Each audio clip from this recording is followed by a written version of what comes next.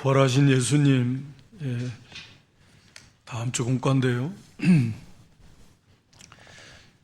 이 부활은 우리 기독교 신앙의 핵심입니다. 십자가와 부활. 십자가에서 끝나면 안 되고요. 십자가와 부활입니다. 그러니까 부활은 그 모든 최종적 확증이거든요. 그러니까 십자가가 완성이 됐다. 완전한 십자가, 우리 대속이 완성이 됐다. 그리고 우리를 대신한 그 의를 완성하셨다. 그리고 예수님이 그리스도가 맞다 라고 하는 최종적 확증이 부활입니다. 성경에 예언해 놓은 대로 이렇게 그리스도의 메시아에 대한 부활을 예언해 놨고, 그래서 이 부활을 부인한다고 하면 그것은 이제 구원이 없습니다. 그래서 그의 죽으심과 부활, 살아나심, 그러니까 우리의 죄의 문제가 그게 완전히 해결이 됐다, 의의 문제가 해결이 됐다라고 하는 최종적 확증이 이 부활입니다. 그리고 이제 당연히 그 안에서 우리도 예수님의 부활의 생명과 연합이 돼서 그 새 생명을 우리가 받았다. 성경은 함께 죽었고 또 함께 일으킴을 받았고 함께 하늘에 함께 안침바 되었다. 함께 죽고 함께 사는 겁니다. 그러니까 옛사람 예수님이 십자가에 죽으실 때 우리도 그때 함께 죽었고, 예수님 부활하셨을 때 그 부활의 새 생명에 우리도 참여해서 그 새 생명을 우리도 받아서 새 생명으로 함께 살았습니다. 그리고 함께 일으킴 받았다. 우리 이제 육신의 몸, 아직 우리는 몸의 부활은 이루어지지 않았지만 예수님의 그 부활에 우리도 함께 일으키심을 받았고, 아직 우리가 하나님 나라에 가지 않았지만 우리 에베소서에는 함께 하늘에 안침바 되었다라고 이렇게 말씀합니다.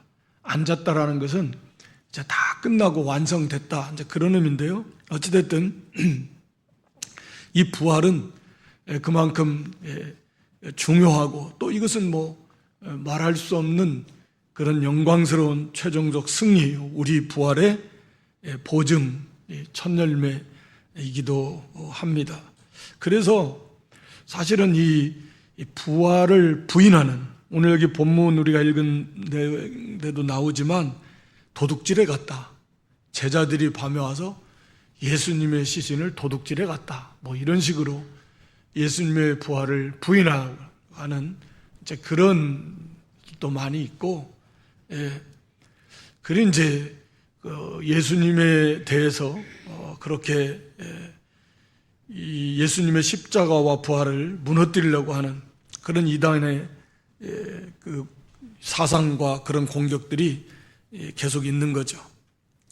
오늘 말씀을 따라가 보면 안식일이 다 지나고, 그러니까 토요일이죠. 여기서 말하는 안식일은 토요일이 다 지나고, 유대인들은 저녁이 하루의 시작이니까 해질 때쯤 하루가 시작이 돼서 그 다음날 해지기 전까지가 하루, 이런 개념이니까.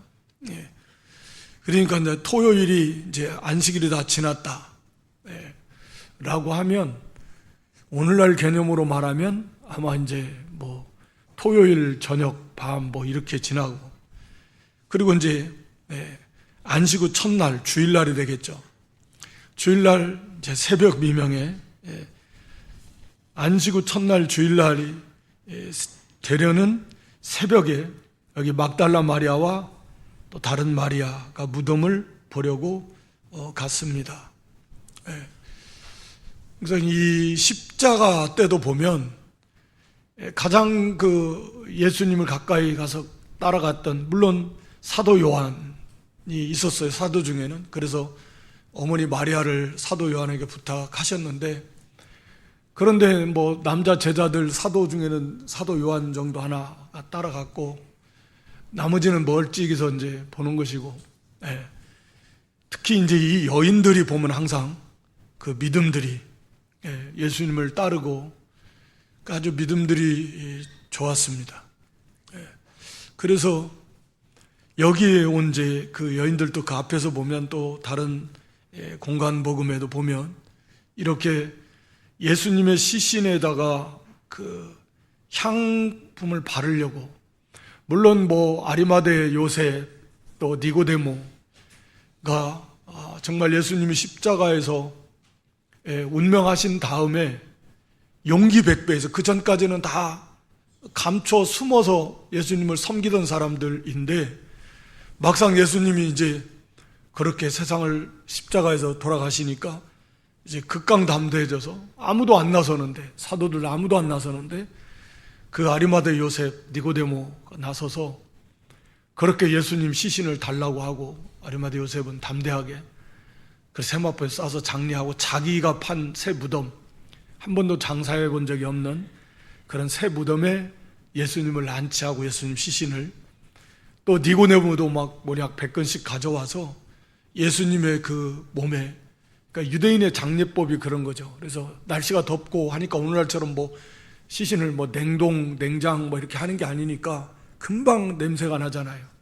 금방 냄새가 나니까, 그러니까 이제 그런 몰약 같은 거 부패를 좀 늦추고 방지하면서 또 썩 냄새 나지 않도록, 그래서 그 시신에 향유를 바릅니다. 이제 그 장례법대로 이 여인들도 예수님을 그 사랑하는 그 사랑으로, 물론 너무나 큰 고통과 슬픔과 또 어떻게 보면은 그런 좌절, 믿고 기대했던 메시아의 모습은 아니었잖아요. 여인들도 왔잖아요.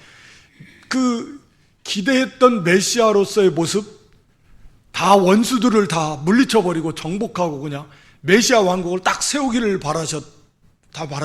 그렇게 알았었는데 로마로부터, 또 로마 정부에 빌붙은 이런 타락한 유대교 지도자들로부터, 세계 모든 대적들로부터 그걸 다 깨트려버리고 다윗 왕국처럼 우뚝 서는 메시아 왕국을 딱 건설해 주기를 그렇게 기대했건만, 그 예수님께서 아무 그냥 힘도 없으신 것처럼 그렇게 해서 죽으셨어요. 그럼에도 이 여인들은 그 예수님을 향한 그 사랑은, 비록 믿음은 이제 잘 깨닫지를 못해서 부활은 아직 잘 몰랐지만 예수님에 대한 사랑은 변하지 않았다 라고 하는 거죠. 비록 예수님이 그렇게 죽으셨지만 예수님이 베풀어 주신 그 사랑, 또 아직은 그분 그리스도가 아닌가 뭐라고 그런 의심을 했는지는 우리는 알 수 없지만, 여인들은 어찌됐든 부활신앙을 아직 확실히 깨닫지는 못했지만 여기 예수님을 향한 사랑은 변하지 않았다 라고 하는 거죠. 큰 용기가 필요했을 것입니다. 그래서 물론 당시에 먹고 살기 힘든 그때에도 그 비싼 그런 향유를 바를 수 있도록 장사 지낼 수 있는 그 용품을 그렇게 정성을 다해서 물질을 들여서 준비하고, 새벽에 무덤에 가는 것 자체도 어렵고, 또 우리가 아는 대로 그것은 가봐야 소용이 없다. 이미 인봉, 도장 딱 아마 찍어서 그 돌을 굴려놓고 거기를 붙여놨단 말이에요. 이게 떨어지면 그건 이제 로마 국법을 어긴 거니까 옮길 수도 없고, 본인들 힘으로는 이제 누가 이거 옮겨줘야 되나, 이거 옮길 수도 없고, 또 옮겨서도 안 되고, 옮기면 또 이 로마 법을 어기는 것이고 큰 이런 형벌을 받습니다. 로마 군사들이 또 지키고 있고, 그러니까 첩첩산중이에요. 스스로 돌을 옮길 만한 힘도 없고, 그 큰 돌을 옮겨도 문제가 되고, 또 군사들이 지키고 있고 새벽이고, 그럼에도 불구하고 많은 돈을 들여서 그래도 여기 무덤을 보려고 갔다 이렇게 말합니다. 1절에 그랬잖아요. 무덤을 보려고 갔어요. 그래서 일단 가보자. 준비해놓고 뭐 애원을 하든 뭐 어떻게 하든 아무 대책은 없는 거예요. 그러면서 무덤을 보려고 갔습니다. 이게 이제 신앙을 모르면, 그러니까 이 부활 신앙이 없으면 예수님을 사랑을 해도 어떤 그런 그 현상 앞에서 그냥 무덤이나 보려고 가는 거예요. 무덤 보려고 가는 겁니다. 부활하신, 승리하신 그 영광의 주님을 뵈러 가는 게 아니고 무덤이에요. 죽어서 장사되어 있는 그 무덤이나 보려고 가는 거예요. 그러니까 우리가 이런 부활신앙을 갖고 있지 않으면 이런 어려운 일들, 우리 인간의 힘과 능으로 감당할 수 없는 문제들을, 어려운 문제들을 닥칠 때는 할 수 있는 것은 그냥 그래 무덤이나 보자, 뭐 그런 정도 신앙이 되는 거예요. 아니에요. 우리는 능히 다 이기고 능히 승리할 수 있는 그런 부활, 그 부활의 신앙을 가지고 어떠한 어려움이도 산신앙, 살 소망이 끊어졌다. 바울 같은 경우 이제는 더 이상 끝났다. 그런 환경을 만나도 좌절하지 말라는 거예요. 우리 예수님께서도 친히 마르다나 마리아에게 그 나사로를 부활시켜 주시면 살려주시면서 그렇게 말씀하시네요. 믿으면 영광을 본다. 이게 부활신앙이에요.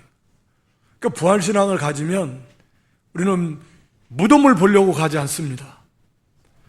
반드시 승리하게 하신 위대하게 그 승리의 주님, 승리하게 하시는 하나님을 믿음으로 보면서 가는 거예요. 반드시 이루어진다. 앞에 무슨 홍해가 있고 무슨 사막이 있고 요단강이 있고 여리고성이 있어도 거기에 좌절하지 않습니다. 다 죽었어도 설사 낙심하고 포기하지 않는다. 이 부활 신앙입니다. 어찌됐든 이 여인들은 참 예수님을 사랑하는 그 사랑 하나 가지고 아무 대책도 없이 첩첩산중이지만 무조건 갔습니다. 무덤을 보려고 갔더니 부활의 주님을 먼저는 엄청난 천사를 만나고 빈 무덤을 보고 그리고 부활의 주님을 만나는, 그러니까 상상도 할 수 없는, 전혀 꿈에도 생각해보지 못했던 엄청난 은혜가 기다리고 있었던 거죠. 이 여인들 앞에서. 그래서 무덤을 보려고 갔는데 큰 지진이 아마 이미 났고 주의 천사가, 여기 이제 다른 복음에 가면 두 사람 천사도 영적인 존재지만 이렇게 사람이 볼 수 있는 그런 형상으로 하늘로부터 내려와서 돌을 굴려내고 그 위에 앉았다. 그런데 그 형상이 번개 같고 옷은 눈같이 익은을, 지키던 자들이 그를 무서워하며 떨면서 죽은 자같이 되었다. 천사 앞에서 그 로마 위세가 당당하던 그런 로마 군병들이 극도의 두려움, 죽은 자같이 될 수밖에 없는, 얼마나 무서워서 그냥 다 엎드려가지고 떨면서 꼼짝도 못하는, 숨도 제대로 못 쉬는, 얼마나 무서웠고 두려웠으면 압도되는 이 천사 앞에서도 그럴 수밖에 없는 인생들이다. 군사라고 하면 얼마나 강합니까? 대단한 것처럼 보여도 하나님 앞에서는, 심지어 그 하나님의 천사 앞에서도 이런 연약한 존재예요. 이건 무서워할 것도, 그러니까 우리는 두려워할 것도 없다라고 하는 것입니다. 그래서 지금 이 여인들에게 지금 이거 보여주려고 하는 거예요.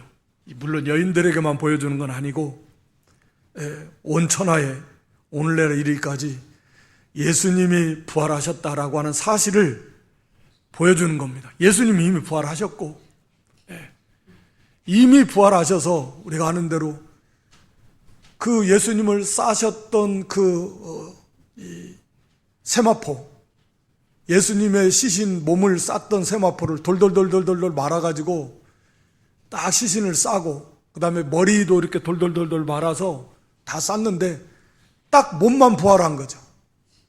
그러니까 그 모양 그대로 그 세마포는 그냥 그대로 있는 거예요. 그대로.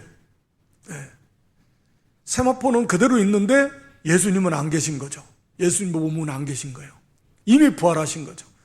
돌무덤 그건 공간을 초월하시니까 이미 예수님은 부활하셨는데 이미 부활하셔서 비어있는 무덤을 또 그 세마포를 천사가 내려서 지진, 그리고 그 돌을 옮기고 막 아마 번개 같다 그랬으니까 형상이 번개 한번 번쩍이면 눈이 부셔 눈 못 뜨잖아요. 얼마나 두렵고 눈같이 있는 그 천사가 그러니까 그 군인들이 막 죽은 자처럼 너무너무 무서워서 그래서 이 여인들에게 그것을 보여주려고 부활하신 이미 예수님 부활하셨다라고 하는 거죠. 그래서 천사가 여자들에게 말하 이르되 너희는 무서워하지 말라. 이것은 오히려 성도는 기뻐할 일이지 대적들은 무서워할 일입니다. 마지막 우리 주님 재림하실 때도 세상은 무서워 벌벌 떨 겁니다. 너무너무 막 통곡하고 말할 수 없이 비참하고 두려움에 벌벌 떨면서 통곡하고 부르짖을 거지만 우리 성도는 그때보다 즐거운 날이 어디 있겠습니까? 구원이 완성되는 그날 이리 올라오라 하면 다 살아있는 성도들 부활체로 변화되어서 다 들려 올라갈 건데 그래서 공중에서 주님을 영접한다 그랬잖아요. 남아있는 세상은 문제인 거지. 남아있는 세상만 해라 이미 음부에 가 있는 사람들도 문제지만 끝난 겁니다. 얼마나 아무리 애통하고 벌벌 떨고 부르짖고 난리를 쳐도 이제 끝났습니다. 영혼이 멸망으로 가는 거예요. 그러니까 여기 여자들에게 너희는 이거 무서워할 일이 아니다. 무서워할 수밖에 없는 환경이지만 어떻게 된 일인지도 몰랐지만 놀라운 소식을 전해주는 거죠. 십자가에 못 박히신 예수를 너희가 찾는 줄 안다. 그러니까 못 박히신 예수, 무덤에 갇혀있는 예수 아니다는 거예요. 부활하신 예수예요. 너희는 그런 예수를 찾지만 이제 부활하신 예수, 그분이 여기 계시지 않고 그분께서 말씀하시던 대로 살아나셨느니라, 부활하셨다라고 하는 그런 놀라운 정말 어마어마한 그런 기쁜 소식을 여기서 전해줍니다. 와서 그분께서 누우셨던 곳을 보라. 그리고 세마포만 있어요. 몸은 안 보이고. 그러니까 이게 하나하나가 다 도저히 이해할 수 없는 예수님의 그 부활의 몸은 그렇게 시간과 공간을 초월한 그런 몸이니까 우리가 부활한 우리의 부활의 몸도 그런 몸일 것입니다. 그리고 이제 우리가 하나님 나라에서는 시간의 개념이 있겠습니까? 더 이상 거기는 밤도 없고 해와 달도 필요가 없는데 시간은 이제 하나님께서 이 세상을 창조하셨을 때 낮과 밤을 만드시면서 그렇게 이제 시간도 거기서부터 하나님이 창조하신 거니까 영혼의 세계는 시작도 끝도 없고 우리는 시작이 있었지만 시간을 초월한 건 당연한 거고 이제는 공간의 제약을 받지 않는 우리 부활의 몸도 그런 몸일 것입니다. 너무나 영광스러운 몸일 것입니다. 그런데 몸의 부활이라는 그러면서도 이 육신이다. 만지면 만질 수 있고 먹을 수 있고 서로 악수도 할 수 있고 가볍게 포옹도 할 수도 있고 좀 놀라운 거죠. 안 먹어도 되고 신령한 몸이고 영광스러운 몸이고 강한 몸으로 우리도 예수님의 몸처럼 부활해요. 눈에 보였다가 즉시도 안 보이기도 하고 가고 싶으면 즉시로 가는 거고 그러니까 이런 몸으로 우리 예수님이 부활하셔서 이미 그곳에는 계시지 않습니다. 그러니까 아마도 이제 막달라 마리아가 이제 우리 예수님을 앞에 예수님을 붙잡으려고 했을 때 만지지 말라고 하셨는데 아직 아버지를 뵙지 못했다. 그리고 이제 예수님께서 이제 부활의 몸을 입으시고 하늘 보좌에 가셔서 이제 부활하시기 전에도 이제 낙원에 하나님 그 영혼이 가셨지만 이제 부활하신 다음에 이제 진짜 부활의 몸을 입으시고 하나님 성부 하나님 앞에 이제 가셔서 그야말로 이제 최종적 완성이 다 이루어졌음을, 그래서 거기 이제 하나님 성부께 뵙고 감사하고 찬송하고 하여튼 그러셨을 것 같은데, 그리고 오셔서 이제 40일 동안 이 땅에 계셨지 않습니까? 어쨌든 이 놀라운 그 소식, 놀라운 이 부활의 기쁜 소식을 여인들에게 전해주고, 그리고 가서 이 소식을 제자들에게 전해줘라. 그래서 죽은 자 가운데 살아나셨고, 그분께서 먼저 갈릴리로 가시고 거기서 그 제자들을 거기서 다시 만나시겠다. 처음 갈릴리에서 제자들을 대부분 다 부르셨잖아요. 이 제자들 예수님 부인하고 모른다 그러고, 그리고 예수님 저기 하니까 다 도망가 버리고, 제자들의 모습입니다. 그랬던 제자들을 예수님이 이제 부활하시고 완성하신 다음에 다시 그들을 찾아오셔서 갈릴리 처음에 부르셨던 그런 갈릴리 지역에서 다시금 그들을 다시 재무장시키셔서, 이제 요한복음 21장에 나오는 대로 이제 갈릴리 해변에서도 예수님 나타나셔서 그들을 다시 회복시키시고 베드로를 회복시키시는데 아마 그런 의미가 있는 것 같아요. 갈릴리 다시 간다. 3년 동안 따라다녔지만 결과가 뭐예요? 예수님 모른다. 베드로가 그랬으니까 그것은 다른 사람들도 다 같다라는 거예요. 그나마 제일 당시에 나은 베드로가 예수님 모른다고 3번씩 부인했으면, 그러면 다른 사람들은 안 그랬을까? 그거 볼 것도 없어요. 다 똑같은 거고 다 도망가 버리고. 사도 요한이 따라간 것도, 사도 요한은 그 제사장, 대제사장과 친척지간이고 알고 그런 거 해서 간 거고. 자, 이게 이제는 부활의 주님이 그들을 다시 갈릴리에서 다시 만나서 그 제자들을 거기서 다시금 그들을 회복시켜서 이제 그 과정이 또 40일 동안 이제 그들과 40일 내내 같이 계신 건 아니시겠지만 어찌됐든 그렇게 거기에 또 500여 명의 형제가 일세도 거기에도 나타나시기도 하셨으니까, 그렇게 해서 아마 갈릴리에서 다시 만나서 그들의 이제 신앙을 다시금 굳게 제대로 깨우쳐 주시고 굳게 세워 주시는, 그리고 이제 사명을 주시고, 그리고 이제 승천하시잖아요. 이제 그래서 아마 갈릴리로 다시 거기에서 만나시겠다. 지금 다 도망가 버렸잖아요. 예수님 모른다 그러고. 그래도 우리 주님께서는 다시 그들을 찾아서 갈릴리에서 다시 그들을 만나시겠다. 이것도 앞에서 이미 갈릴리에서 예수님께서 말씀해 주셨어요. 26장에서 갈릴리에서 만나시겠다. 그래서 그것을 일깨우면서 이 여인들에게 가서 전해라고 그랬습니다. 우리가 알듯이 이 베드로와 요한이 이 소식을 듣고 예수님 무덤까지 찾아왔지만 그냥 들여다보고는 그냥 돌아가 버렸습니다. 거의 희한하네, 이상하다. 찾을 생각도 안 하고 베드로도 요한도 돌아가 버렸어요. 그러니까 당시 그들의 상태가 어떠한 것인가를 알 수가 있잖아요. 여인들은 그 막달라 마리아도 그렇고 울면서 어떻게 예수님 어디로 갔는가 찾으려고 그때 예수님이 나타나셨는데, 오늘 여기 이 여인들에게도 이제 너무나 무서움도 있고 큰 기쁨으로 달려가는 거예요. 보통 여인들이 잘 달려가지 않는데 이 너무나 기쁜 소식이니까 아마 예수님 몸에 바르려고 가져왔던 향품 이건 다 아마 놓치고 아마 그랬을 것 같은데, 어찌됐든 달려가는데 그때 예수님이 나타나신 겁니다. 그들을 만나주신 거죠. 평안하냐? 평안하냐?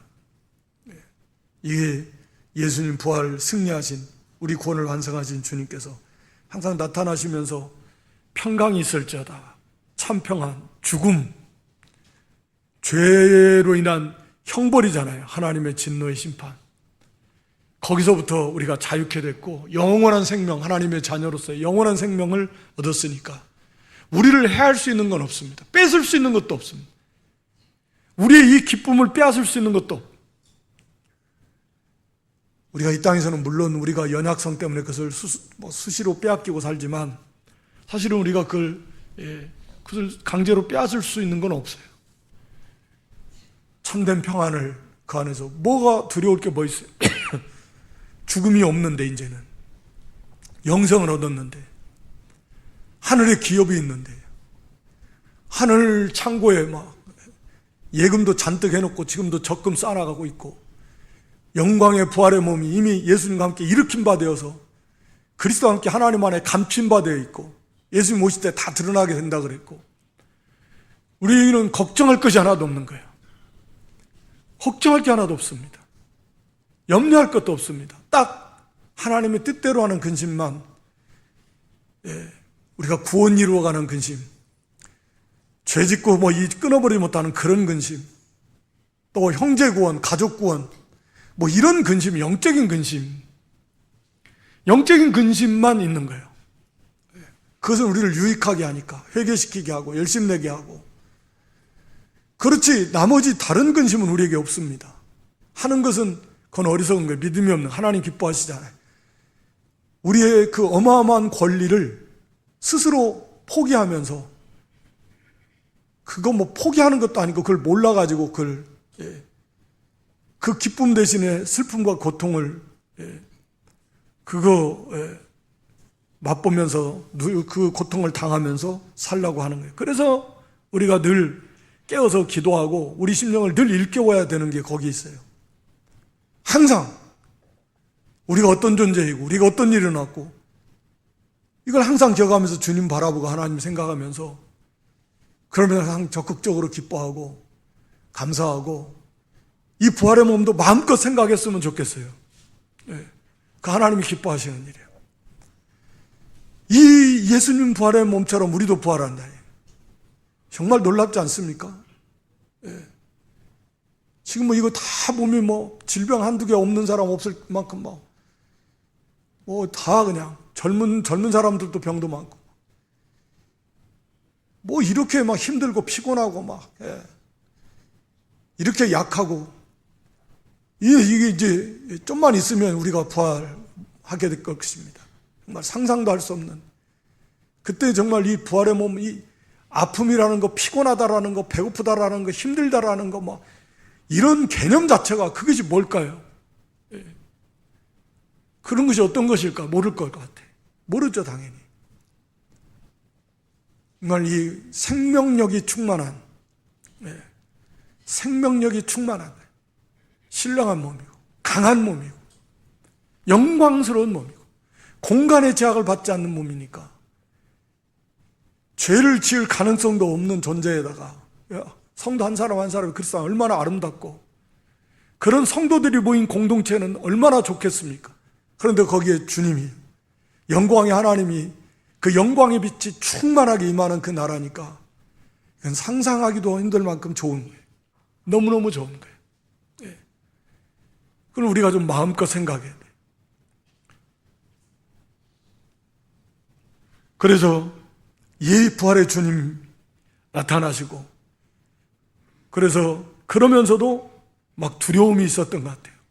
영광의 앞에 두려움도 있고, 도대체 이게 지금 어찌된 일인가 하는 그런 도 있고, 우리가 제자들의 모습도 봐도, 우리가 누가복음 24장 36절로 43절에 보면 예수님, 부활하신 예수님을 보면서도 믿지를 못해요. 37절에 놀라고 무서워하여 보는 것을 영으로 생각하고 의심합니다. 8절 이하에도 한번 보여줘 보세요. 어찌하여 두려워하며 어찌하여 의심이 일어나냐. 9절 이하에도 만져보라는 거예요.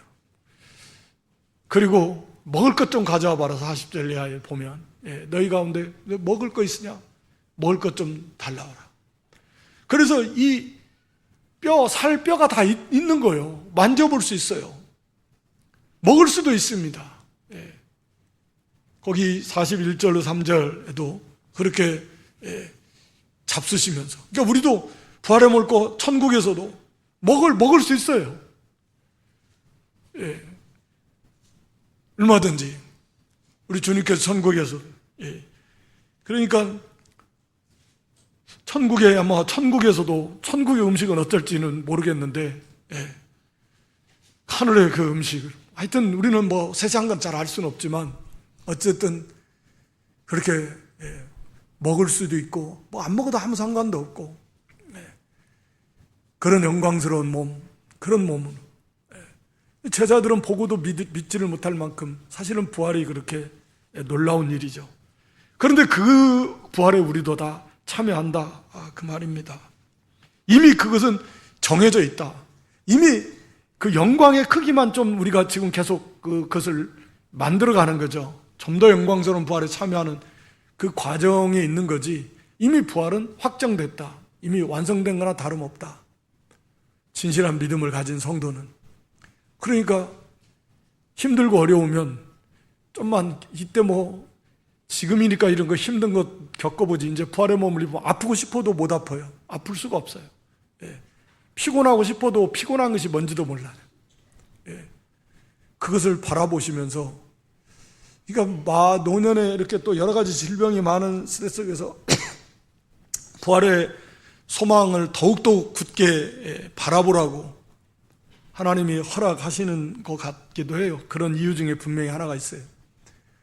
그래서 이 세상에 대한 소망은 이제 끊어버리고 천국의 소망, 산소망, 하늘의 꿈, 그 비전을 품고 연세가 많으셔도 늙은이들은 꿈을 꾼다 그랬는데 성도들은 그래요.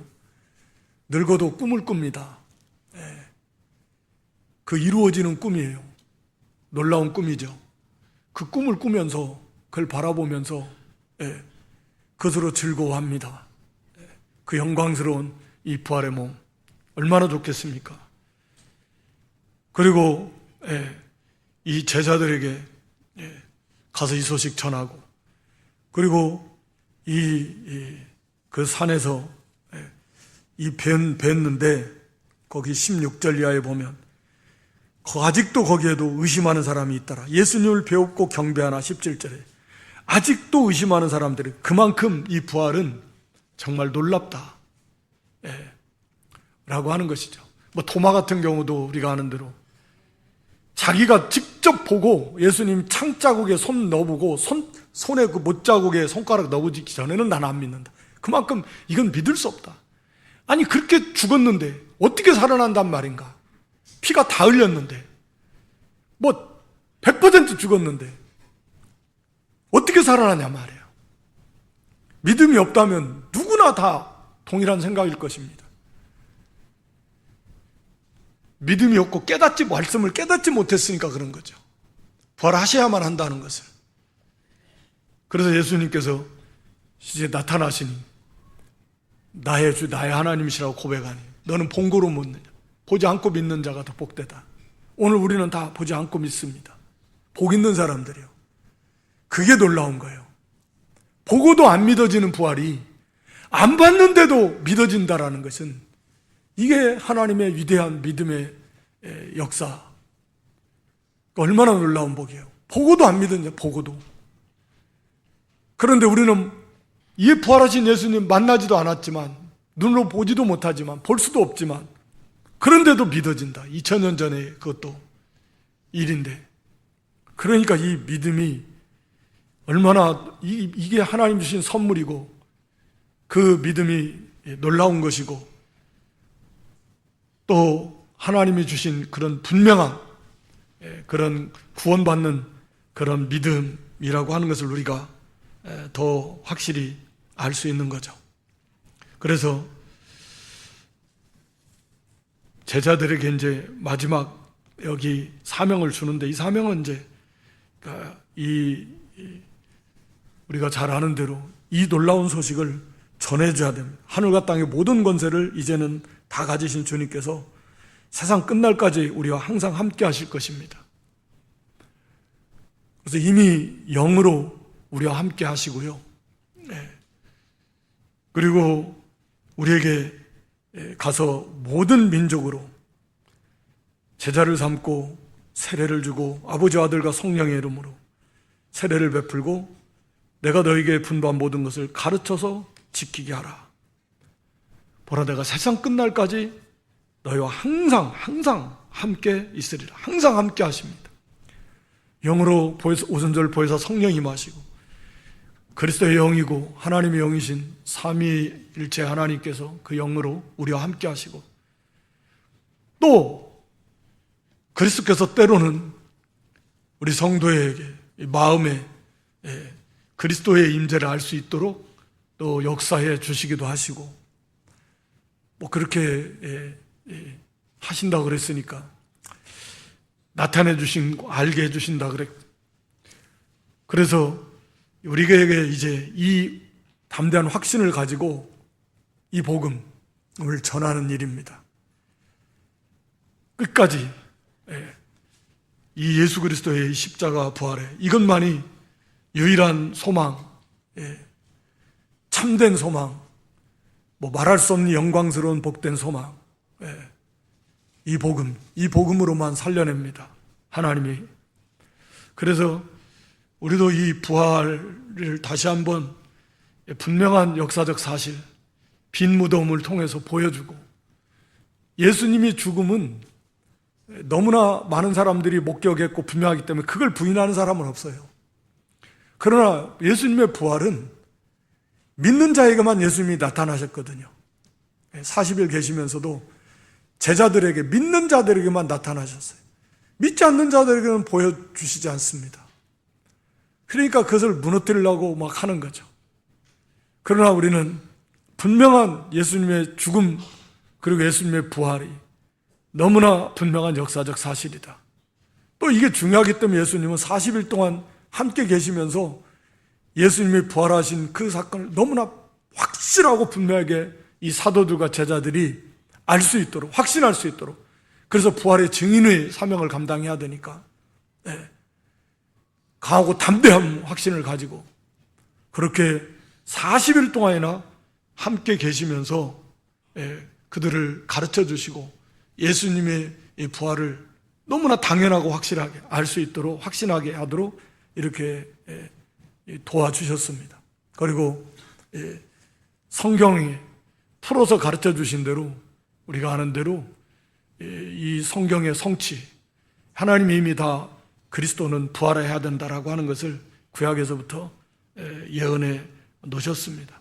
그래서 우리도 우리 구원의 보증, 부활의 보증인데 이런 예수님의 이 부활이 그 부활하신 예수님과 함께 우리가 그 생명으로 살아야 된다. 부활의 생명입니다. 사도 바울이 로마서에 그렇게 표현하고 있잖아요.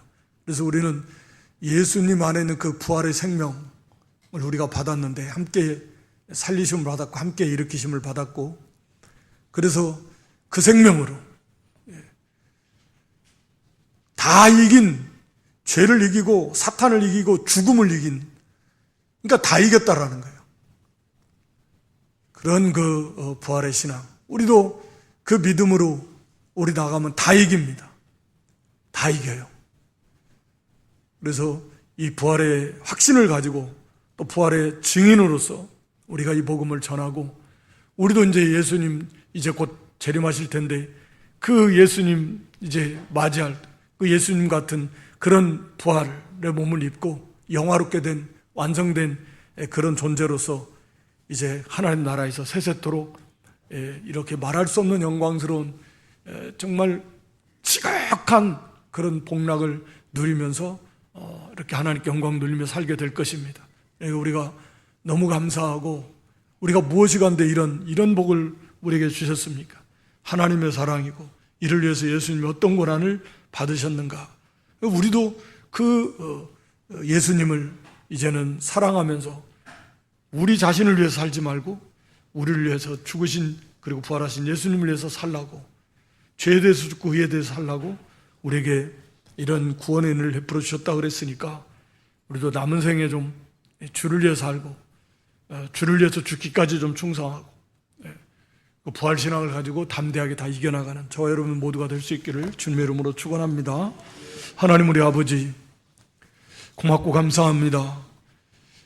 독생자를 주시고 우리 예수님이 이 땅에 오셔서 친히 모든 하나님의 뜻을 이루시되 마지막 십자가에서 우리 한 사람 한 사람은 택한 백성의 모든 죄를 하나도 남김없이 과거, 현재와 미래의 모든 죄까지 다 지시고 다 이루었다.